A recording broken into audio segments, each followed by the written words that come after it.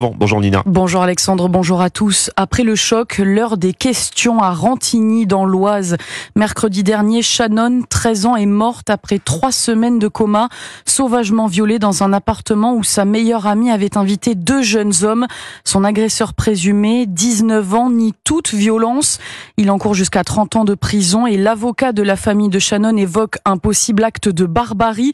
Retour sur cette affaire ce matin sur Europe 1 avec vous, Caroline Baudry. Le 6 mars dernier, Shannon, 13 ans, passe l'après-midi chez une amie. Cette dernière échange avec 2 garçons âgés de 18 et 19 ans rencontrés récemment. Ils les rejoignent chez elle. Shannon serait alors violée. Elle est retrouvée en arrêt cardio-respiratoire et dans une mare de sang, selon son avocat cité par le Figaro.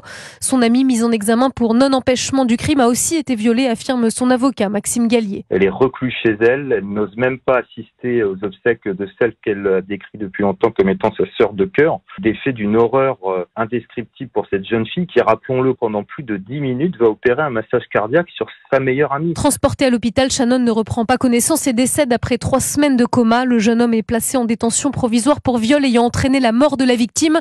Un scénario nié par son avocate, Cathy Richard. Il n'y a eu aucune violence, aucune contrainte à l'encontre de Shannon. Il s'agissait d'une relation réciproque. C'est une tragédie, c'est certain, mais il faut se garder de faire des conclusions hâtives. Une autopsie médico-légale est attendue. Elle doit déterminer précisément les causes du décès. Caroline Baudry.